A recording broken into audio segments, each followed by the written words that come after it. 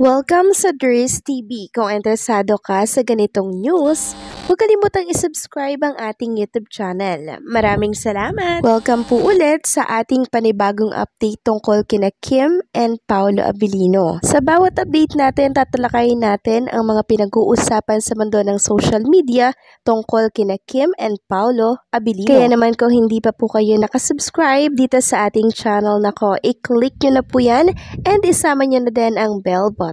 So, unahin nating pag-usapan mga kakimpaw itong tungkol sa ganap kanina sa It's Showtime kay Chinita Princess. So, present po si Kim Chiu sa It's Showtime and naka-color yellow ang kanyang kasuotan or yung kanyang outfit of the day. Very sexy po si Chinita Princess dito. Parang nakapang beach lang siya dito, no? And alam niyo po mga kakimpaw, litaw na litaw pa rin po ang kagandahan at kaseksihan ng isang Chinita Princess. Ito yung sinasabi ko na hindi siya payat, no? Very firm and fit po ang katawan ni Chinita Princess. Yung mga nagsasabing payat na yan kay Kim, hindi pa po nila nakikita kasi ang isang Chinita Princess. Baka pag nakita nila, ma-shock po sila sa katawan ng isang Kim Chiu. Samantalang narito nga po ang sinabi ni Ting. She's not just pretty but she's full of wisdom. Yes, she's always bubbly but when she speaks about a certain topic, when she shares her opinions, advices, you'll definitely have takeaway on it. Thank you for today, Kimi, Princess Chinita. So pag nagbabato po si Kim Chiu ng mga opinion niya, 'di ba? Base po syempre yon sa mga experiences niya, 'di ba? Napaka-accurate mga kakimpaw, talagang kapupulutan niyo po ng aral. And lahat naman sila sa It's Showtime mga kakimpaw, lalo na po si Meme Vice, 'di ba? Lagi po siyang nagbibigay ng opinion, kapupulutan ng aral yung kanyang mga ibinabahagi sa kanilang programa. Kaya malaking tulong din po talaga 'yan para po sa mga kabataan natin na lagi pong nakatutok sa telebisyon at nanonood ng kanilang programa na It's Showtime. Samantalang ang 91.1 po mga kakimpaw ay may advice na dapat nyong malaman. Shinare po ito ng isang Kimpaw fan dito sa X. Very accurate naman po kasi para sa mga Kimpaw fans, 'di ba? Na kung saan itong mga nakaraan nagtatalo-talo, 'di ba? Dahil sa mga hindi malaman or mawari po ng mga issue at usapin. Sabi po ni Johnny Briani Angeles, today's reminders bilang fans, kayo rin ay sinisimbolo ng inyong idolo. Sinusuportahan or suportahan ang gustong suportahan nang hindi naninira ng iba at nagpapalaganap ng fake news. May space for everyone. No need to drag other people down. Stand responsibly. So, yung isang radio broadcaster dito, mga kakimpaw, parang nakita ko na din siya na nag-host po sa isang event ng Kimpaw sa, parang sa pagkakaalala ko, yung promote ng pelikulang My Love Will Make You Disappear. So, host po pala siya dito or siya po isang radio announcer dito. So, parang may patama, no? Parang accurate. Parang may tinutukoy siyang fandom dito kasi nito mga nakaraan nga po ang mga Kimpaw fans, 'di ba? Nagkakagulo dahil sa mga usapin dito sa mundo ng social media dahil sa sinusuportahang iba, 'di ba? Gayong nakasuporta itong isang taong to sa Kimpaw pero parang may iba pa siyang sinusuportahan, 'di ba? So ayaw po 'yun ng Kimpaw fans kung sa Kimpaw lang focus lang sa mga main. So, parang ganun po ang gusto ng marami. Kaya, isang reminders to mga kakimpaw, itong pinost ni Johnny Briani Angeles sa kanyang account. Samantalang next topic naman tayo, pag-usapan natin itong pinost ni Attractive Creation. Credit sa post mo.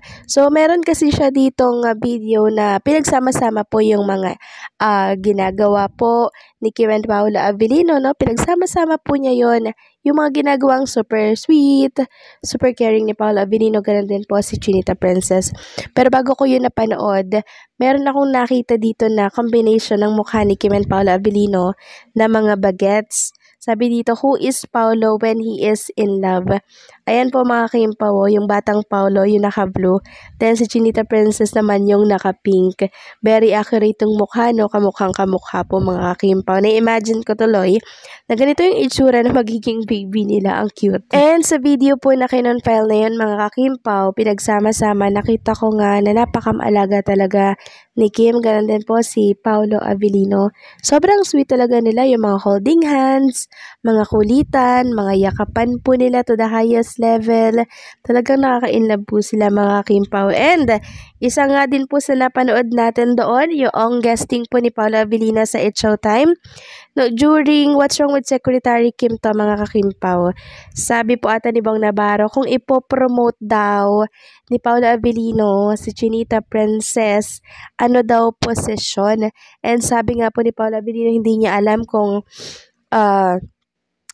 kung posisyon ba to, pero ang gusto niya daw ibigay kay Chinita Princess ay bilang housewife daw mga Kimpaw. And pagkasabi po ni Paolo Avellino nito mga Kimpaw, grabe yung kilig ni Chinita Princess dito. So dun pa lang mapapaisip ka na talaga namang gusto pong gawing housewife ni Paolo Avellino si Chinita Princess kasi may mga pahapyaw na po siya na ganito. Parang gusto niya nang lumagay sa tahimik, 'di ba? Parang gusto niya nang mag-asawa, and syempre si Chinita Princess yung tinutukoy niya dito. Kasi nga ganito po yung feeling ng alam niyo yung nakatagpo ka na ng kapareha mo, nakasundo mo, na parang gusto mong yun na yung katwang mo sa habang buhay, 'di ba? Ganyan siguro yung pakiramdam ng isang Paolo Avellino, kaya ganyan na po yung mga lumalabas ng salita sa kanyang mga bibig, no? Talagang to the highest level na po. Hindi na kasi pang fling-fling or pang love team po yung sinasabi dito ni Paolo Avellino eh. Parang seryoso na siya sa mga lumalabas sa kanyang bibig, 'di ba? Sa mga sinasabi niya po dito, sa kanyang mga interview, sa mga guesting niya, 'di ba? Sa kanila mismo nagmumula yung mga salitang yan. Tayo naman ay nag-uopinyon lamang mga Kimpaw. Kaya naman yung mga fans na nakakarinig po ng mga ganitong salita ni Paolo Avellino, syempre kinikilig din, 'di ba? Sino naman ang hindi kikiligin sa mga binibitawan nilang salita? Tayo naman sobrang marupok, basta ang usapan po ay tungkol sa Kimpaw. So, payag po ba kayo mga Kimpaw na gawing housewife ni Paolo Avellino's Chinita Princess? Nako, sasabihin nyo naman kailangan pa bang itanong yan? Syempre, oo, kasi alam ko naman po kung gaano kayo ka-excited for Kim and Paolo Avellino na lumigay po sa tahimik. So, pasasaan pa at darating din tayo dyan mga Kimpaw. Basta relax lang tayo, wag tayong magbadali. Enjoy nyo lang yung process mga Kimpaw kasi soon, 'di ba? In the future, magiging okay din po ang lahat. Sa ngayon, enjoy muna tayo and supportahan syempre ang tambalang Kim and Paolo Avellino. So, anong sa inyo dito mga Kimpaw? Please comment down below.